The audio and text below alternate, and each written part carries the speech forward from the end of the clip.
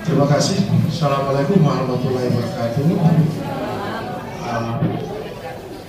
Kesempatan kita kami yang kami memberikan tentang kondisi atau legal standing daripada kasus yang terjadi di Wahidi.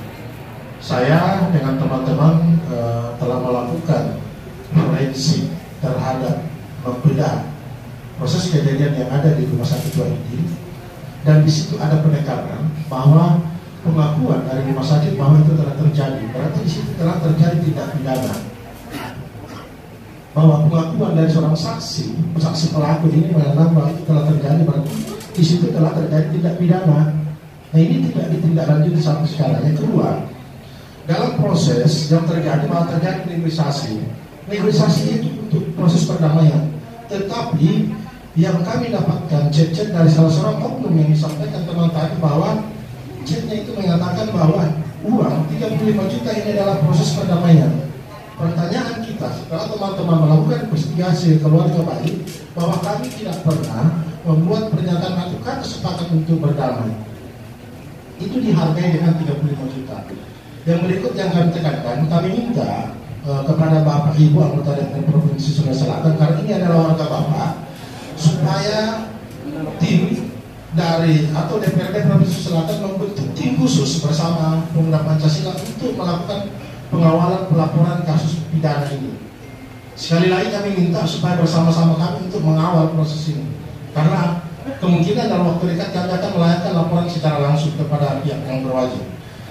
Yang berikut lanjut karena sekali lagi ini sudah terjadi tindak pidana kematian di sana. SOP Undang-Undang Kesehatan sudah dilanggar. Seperti disampaikan ada tadi bahwa seorang makan di sana ketika melakukan tindakan terhadap pasien itu tidak didampingi, ternyata tidak didampingi oleh perawat senior atau dokter. Ini berbahaya, Pak. Dalam undang-undang itu kan ada namanya malpraktek dan administratif. Tetapi di wilayah saya, di Toraja, di kampung saya di Luwu, itu telah terjadi, Pak. Itu terjadi. Ini dalam musim kemarau, nanti musim hujan, kami minta, ini musim hujan nanti akan terjadi banjir. Di Luwu Raya, di Goa, itu kalau banjir, Pak, kalau terjadi hujan itu sampai rumah kami di BTP yang mungkin tinggal di sekitar Kamalanda itu akan kena dampak dari atas. Dan ini karena salah satu terjadinya penambangan liar. Sehingga kita minta kepada penegakan hukum, kepada lingkungan hidup Provinsi Sulawesi Selatan dan bahkan gubernur untuk membentuk tim terpadu dalam rangka melakukan pengawalan terhadap tambang-tambang liar. Karena kami tahu dulunya tambang aliansi ini kan izinnya dari Kementerian Minerba, tetapi sekarang dikembalikan ke provinsi. Saya undang-undangnya begitu, Pak. Sehingga kita minta izin-izin atau tambang-tambang yang tidak mempunyai izin untuk dicabut, walaupun ada yang mempunyai izin tetapi menyalahi AMDAL, segera investigasi. Selanjutnya teman-teman sekalian, saya kira sikap saya dan teman-teman di DPR sama yang disuarakan di DPD. Kalau teman-teman ikuti perkembangan dari awal soal bayi ini, saya kira bisa kita lihat di data digital. Orang yang pertama menyuarakan ini adalah saya, dan ketika ada proses perdamaian saya sudah sampaikan perdamaian adalah urusan yang lain, ya. Tetapi urusan pidana tidak boleh kita kesampingkan. Ini masalah kesehatan adalah masalah yang sangat sensitif, bisa dibayangkan, ya. Dan tidak banyak orang yang tahu kalau urusan kesehatan. Kalau penanganannya, kalau level seperti rumah sakit Wahidin saja bisa melakukan kelalaian yang fatal seperti ini rumah sakit regional, rumah sakit terbaik, rumah sakit rujukan di Indonesia Timur, tapi bisa melakukan kesalahan fatal seperti ini. Bagaimana dengan rumah sakit yang lainnya jauh lebih kecil dan ada di pedalaman. Oleh karena itu, ini menjadi atensi kami di DPR, khususnya karena saya menjadi ketua komisi E. Saya bahkan sudah jadwalkan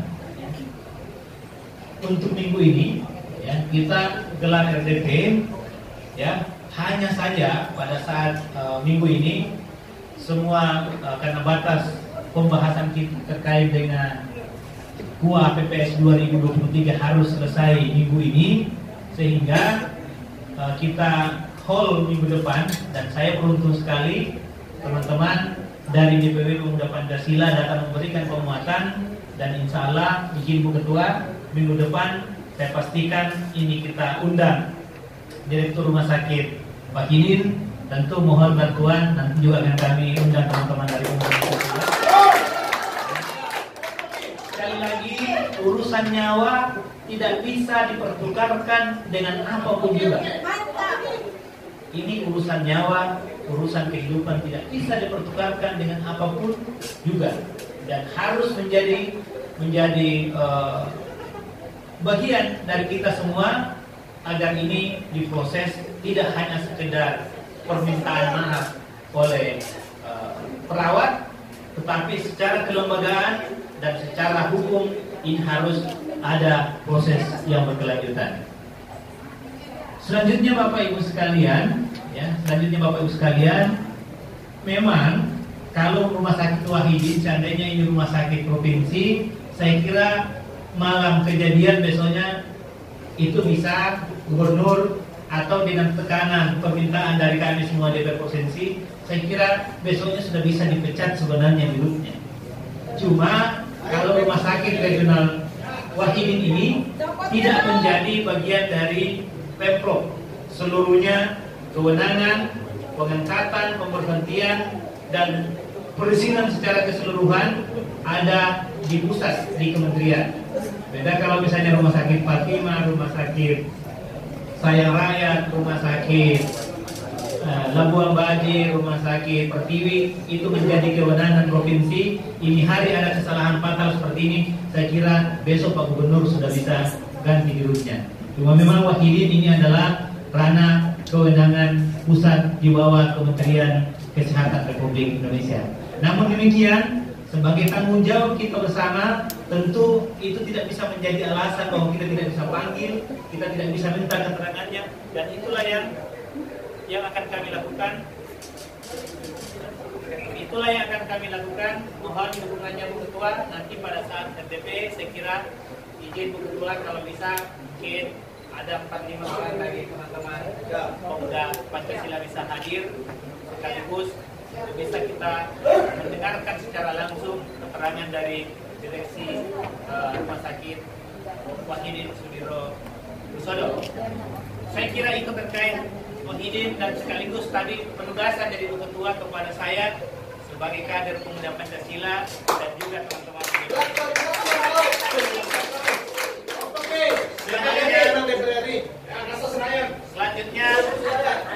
Selanjutnya terkait dengan lingkungan hidup dan tambang, silakan Pak Irwandi, saya kasih kesempatan untuk memberikan penjelasan terkait itu.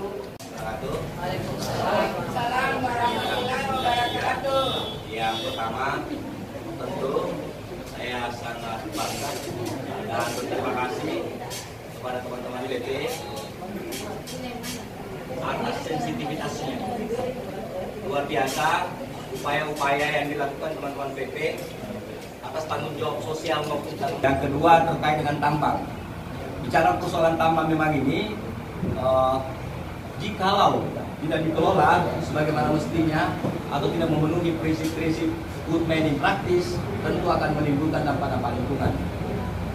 Di dalam pertambangan, undang-undang yang baru memang sebelumnya beberapa kali belum berganti, mulai dari Undang-Undang Nomor 4 Tahun 2009, kemudian ada pergantian setelah itu, perizinan diurus oleh pemerintah pusat. Belakangan, IUP Batuan itu sudah bisa didelegasikan ke pemerintah provinsi. Jadi pertambangan ini ada 2 IUP, IUP pertama IUP tambang mineral logam dan tambang mineral batuan. Kira-kira jadi tidak ada lagi istilah tambang galian golongan C. Tambang galian C dia masuk dalam kategori IUP batuan. Tetapi apapun itu, sepanjang itu merusak lingkungan dan merugikan masyarakat, maka yang pertama yang bisa kita lakukan, kami di DPRD Provinsi Selatan, kebetulan saja Ibu Rahmatika Dewi, Ketua Komisi D yang membidangi pertambangan, insya insya Allah kita rekomendasikan di pertemuan ini untuk melakukan rapat dengar pendapat juga terkait dengan tambang-tambang yang tidak memiliki izin atau tambang-tambang yang melakukan pengelolaan secara tidak benar. Itu yang pertama, mungkin akan nanti hasilnya seperti apa rapat dengar pendapatnya dengan mengundang seluruh pihak, baik polisian, baik pertambangan maupun penambang terkait, termasuk sebagian besar teman-teman PP, jikalau diharapkan izin Bu Ketua supaya bisa juga menghadiri rapat dengar pendapat itu. Ya. Itu yang kedua. Selanjutnya, saya kira apapun tindak lanjut yang harus dilakukan terkait dengan gerakan teman-teman PP hari ini, saya kira kita tinggal menunggu instruksi dari Ketua DPW. Kami di DPRD Provinsi Sulawesi Selatan ini dari kader-kader PP hampir menempati seluruh komisi, komisi A sampai E, sehingga bagi kita tidak ada yang susah apa yang ingin dilakukan oleh teman-teman pemuda Pancasila. Saya kira cuma itu, sekali daya berkembang, Turut kita berpantang. Assalamualaikum warahmatullahi wabarakatuh. Tambahkan apa yang disampaikan dari Komisi D tadi, kalaupun ini rumah sakit dibawa kementerian, Komisi E ya, dibawa kementerian, tapi yang dibunuh adalah rakyat Sulawesi Selatan. Ini tidak main-main, dan saya mau tanyakan kepada khusus, apakah ini sudah juga dikirim surat ke kementerian yang sesuai Ibu instruksikan. Ini harus tegas, dan kami minta bantuan para media. Tolong, fungsi media sangat membantu kami untuk menjelaskan kepada pusat, seperti media-media yang ada di Jawa yang lagi memberitakan tentang kematian melahirkan sampai rumah sakit itu berurusan dengan polisi. Kami minta tolong, karena Anda berfungsi sebagai media, kami berfungsi sebagai sosial kontrol. Nah, fungsikanlah fungsi kita masing-masing, begitupun Dewan. Saya jujur jarang turun mendampingi anak-anak untuk menyampaikan aspirasi, tapi kali ini benar-benar karena saya merasa gemes dengan melihat kejadian gampang sekali, dan izin baru satu yang kita ungkap. Sebenarnya sangat banyak kesalahan dari Rumah Sakit Wahidin. Hanya orang tidak punya kekuatan untuk protes dan lain-lain sebagainya.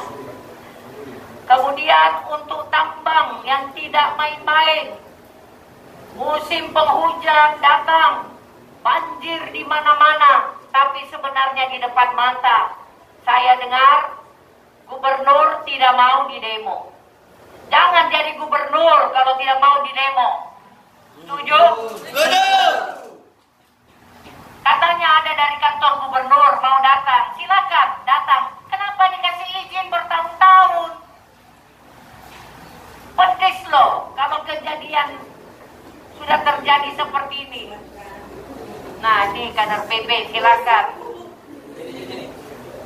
Tapi dengan gampangnya orang mengeluarkan izin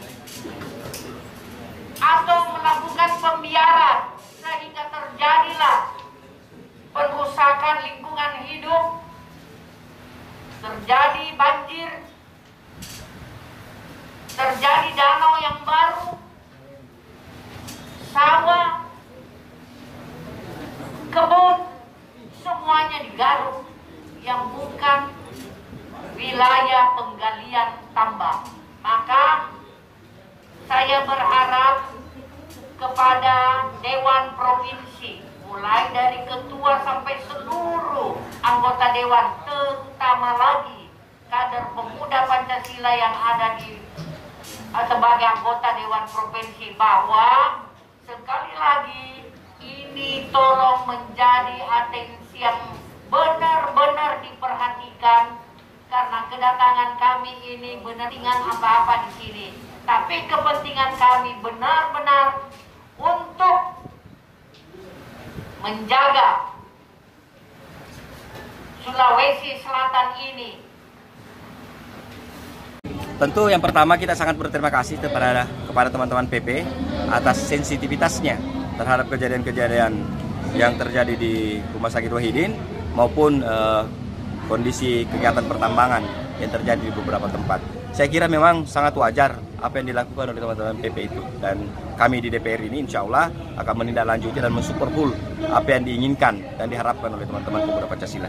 Saya kira ini juga amanah dari Ketua MPW kita, Mbak Ibu Disa. Jadi insya Allah kita akan maksimalkan apa yang diharapkan oleh teman-teman Pemuda Pancasila.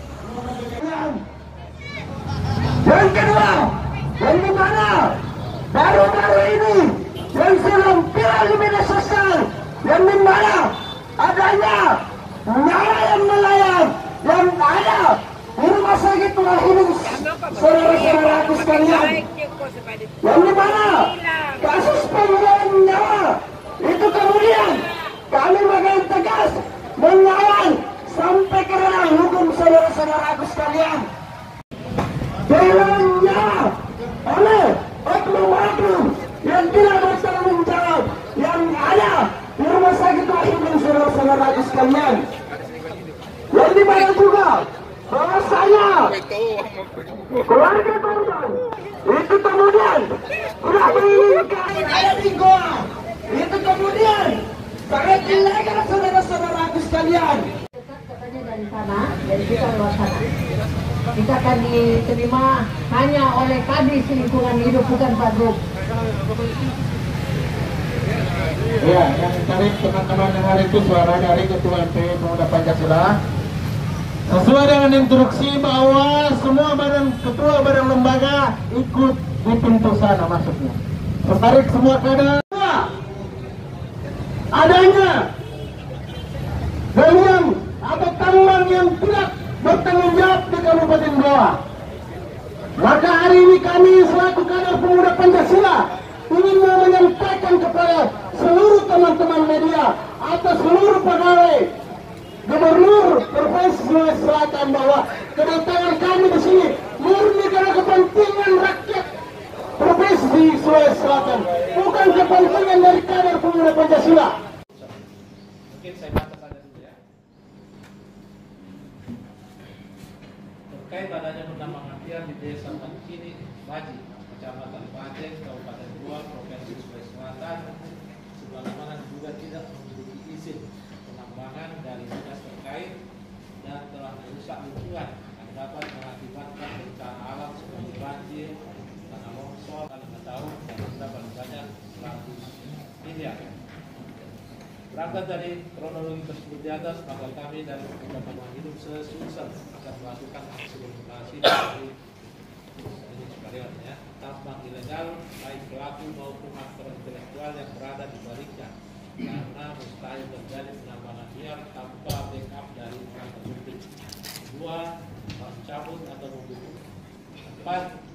Mendesak kepada Gubernur dan DPRD Provinsi Sulawesi Selatan memanggil pihak terkait dan mengadakan RTP untuk secara aktif mendorong penyelesaian. Salam sejahtera buat kita semua. Untuk kader Pancasila. Pancasila. Pancasila. Merdeka. Merdeka. Pertama, terima kasih Pak, kami bisa diterima. Walaupun juga sebenarnya sekali-sekali bapaknya masyarakat mau ketemu kami. Karena kalau dalam fakta bahwa bapak tidak mau ketemu anaknya, jangan heran kalau anaknya nakal. Itu yang ingin kami sampaikan, salam kami buat beliau. Yang kedua, saya ketua MPW. Jarang sekali saya mau turun ikut dalam penyampaian aspirasi. Tapi karena saya betul-betul ingin menyampaikan langsung kepada Bapak. Sebenarnya ada 2 hal, tapi hal yang satu adalah pembunuhan yang terjadi di Rumah Sakit Wahidin. Tapi karena itu dibawa kementerian, maka kami ke DPR, tapi bagaimanapun itu adalah rakyat Sulawesi Selatan yang dengan gampangnya lewat chat yang kami kumpulkan memberikan uang 35 juta sebagai ganti nyawa, sebagai perdamaian dengan tidak santun dan tidak sopan. Salah suntik, salah injeksi. Pasien lain punya obat ke pasien yang meninggal hanya dalam waktu 2 menit. Itu rakyat biasa. Dan banyak. Kenapa itu bukan namanya anakku? Pasien perawatnya lari keluar. Ini pun perawat magang. Tolong, tidak ada suara dari pemerintah Sulawesi Selatan atas hal ini. Padahal ini rakyat tak. Bukan berarti kami juga tidak bisa tutup itu pintunya. Wahidin, kalau tempat pembunuhan ngapain dibuka pintunya? Kami dari PP sudah terbiasa berani mengatakan tidak. Dikala itu harus tidak, orang lain takut bilang tidak. Kami berani bilang ya, dikala itu harus ya, orang lain takut bilang ya. Kalaupun orang bilang dasar preman, nggak apa-apa. Ibaratnya kami ini adalah haram jadah menuju sajadah, daripada sajadah menjadi haram jadah. Nggak apa-apa, orang mau bilang apa aja, yang penting saya harus bicara dan saya harus mengawal. Yang terpenting bagian dari pemerintah Sulawesi Selatan, tambang liar banyak sekali, Pak. Alam rusak di mana-mana di dunia ini. Kita selalu bilang alam, tapi di depan kita tonton aja, kita lakukan pembiaran. Anggaplah terdekat dari Makassar adalah goa. Di sini ada Sintalaras juga pemerhati lingkungan hidup. Di goa ini jelas-jelas yang ditambang sawah, yang ditambang kebun. Lapisan bawahnya pasir diambil, diperjualbelikan. Terus kemudian ikut tender jalan pemerintah kota, kabupaten atau provinsi. Dan ini berlarut-larut lama, kok bisa diam, kok bisa tidak lihat. Akhirnya makin meluas. Ini fotonya, nanti kami kirim videonya kalau RDP. Ini sudah kayak danau. Ini sawah loh tadinya, dengan sistem menyewa sawah penduduk kan, atau perkebunan penduduk kan. Baru nanti dibawanya ditemukan pasir, kemudian pasirnya dijual. Ini layak nggak lokasinya? Layak nggak, Pak? Enggak kan? Sawah dengan kebun. Harusnya tambang itu benar-benar di area tambang yang tidak untuk peruntukannya sawah atau kebun. Sehingga jangan heran kalau terjadi di goa banjir, kemudian efeknya akan besar. Beberapa perumahan atau beberapa area di Makassar juga terefek banjir. Kami polis lain, jujur dari Jakarta saya perintahkan polis lain dari polis lain, tapi bukan perkara lingkungan hidup. Ada perkara pidana dia. Saya minta, tidak bisa di sini polis lain. Saya heran, saya harus bermain dari pusat. Polis lain. Ini dari sekitar sini ada rakyat. Kalau anaknya masuk kubangan, paling lagi karena dia sudah ambil juga tanah sini jadiin duit, ini lagi dikasih nyawanya orang, dibayar paling 30 juta dikasih lagi. Nah, di mana kita sebagai lingkungan hidup? Ada juga di Toraja, disinyalir ini tidak ada izin. Karena sempat kami tanyakan secara lisan kepada pemerintah, benar nggak ada izin. Apakah tidak ada karena tidak mau disalahkan? Saya juga nggak tahu. Tapi Pak, tolong Ki. Kalau dipenuhi, sampai sekarang itu kan dia minta strukturnya harus ada. Nah, kan kita baru mau revisi struktur lain kembali karena permintaan itu. Struktur yang ada di kami sekarang itu tidak ada penanganan masalah tambang ini. Semua ada di pusat. Nah ini yang harus kita tempuh dulu, harus mengubah dulu revisi Perda dulu lagi. Kemudian dia harus persiapkan SDM-nya. SDM-nya juga sudah belum ada sampai sekarang karena di struktur memang tidak ada SDM untuk itu.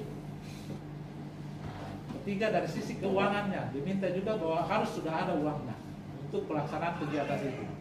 Masalahnya ini tidak ada di struktur, tentu tidak ada pembiayaannya. Nah, ini kami sekarang di provinsi lagi insya Allah sudah diajukan perdanya DPRD untuk dilakukan penetapan. Nah, ini yang kita tunggu. Nah, tentu ini setelah ini tetap kita harus tunggu lagi anggarannya, kemudian SDM-nya. Kita harus selesaikan kembali karena semua tidak ada lagi sekarang ini. Karena memang di dalam aturannya itu sudah bukan menjadi kewenangan provinsi. Nanti sekarang baru mau dialihkan kembali. Nah, ini yang perlu dipahami juga buat kami. Artinya ini bukan kewenangan kami. Di dalam aturan mengatakan bahwa aspek lingkungan pun juga itu pindah ke pusat. Dia mengikut kepada izin utamanya. Sehingga ini menjadi tanggung jawab dari KLHK. Kami tidak bisa menganggarkan kegiatan terkait dengan tambang. Kapan kami masuk, kami akan ditangkap karena tidak sesuai dengan peruntukan kami punya kewenangan. Nah, ini yang harus dipahami juga. Dari semua kampung.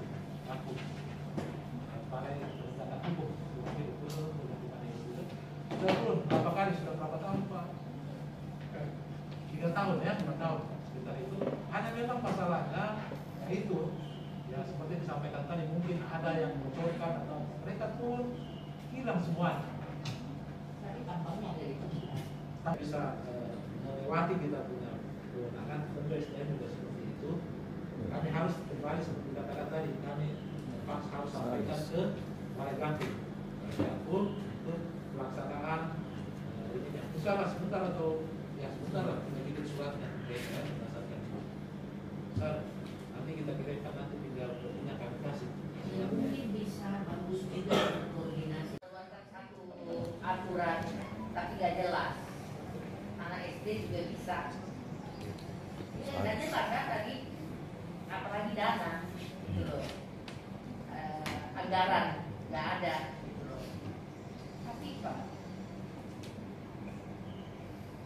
kita menjabat, setiap satu jabatan di Sulawesi Selatan ini tujuannya adalah menjaga membangun Sulawesi Selatan.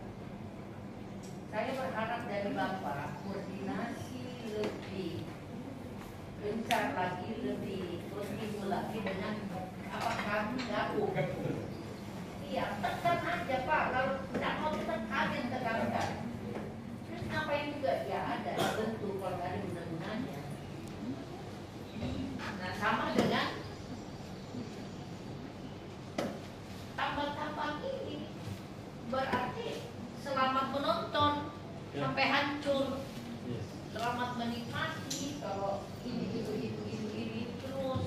Atau aku buka tambang lain juga ada duit kok, sembarang depan rumah tak gali, jangan dimarahi. Jadi kita kan aji mumpung masing-masing, ayo masing-masing rusakin.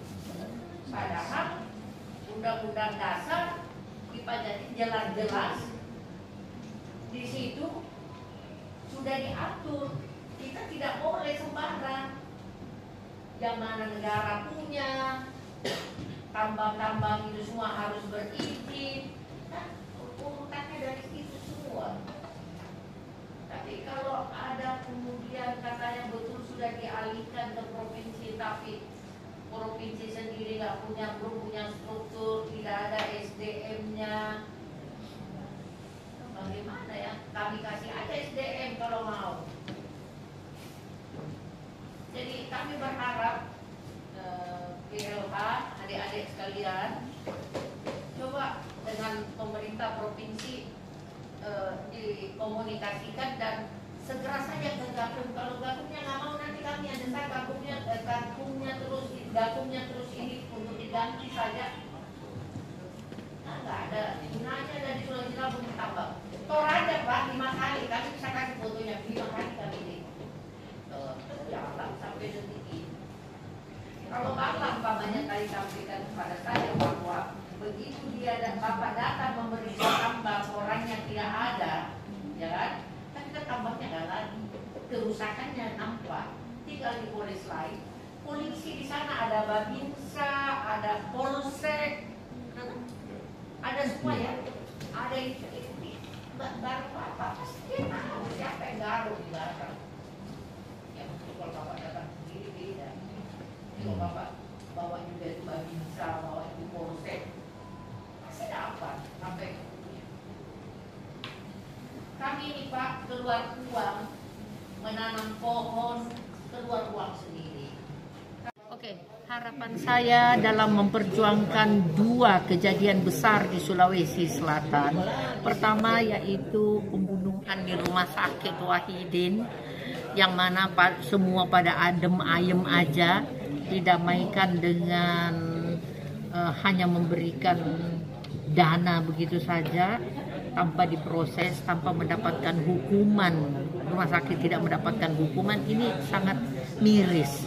Ini menjadi presiden buruk yang akan berulang nyawa orang hanya dihargai dengan uang. Kemudian yang kedua, tambang liar yang tidak pada tempatnya lokasinya, persawahan, perkebunan. Ini semua berbahaya kalau terjadi banjir lagi. Salah saya apa? Sementara jelas-jelas di depan mata di Toraja ada, di Goa ada, di mana-mana ada. Maka kami datang ke pemerintah Provinsi Sulawesi Selatan dan kami juga datang ke DPR untuk selesaikan ini. Jadi tidak ada urusan politik di sini, urusan kami benar-benar sebagai social control. Selanjutnya Bu, apa saja yang akan dilakukan nanti? Ya, kami akan RDP dengan Dewan, akan dipanggil semua untuk mengungkap kejadian yang kami anggap besar ini. Kenapa kami turun? Karena beberapa hari ini kami lihat tidak ada pembahasan yang konkret tentang kejadian ini. Jadi kami turun.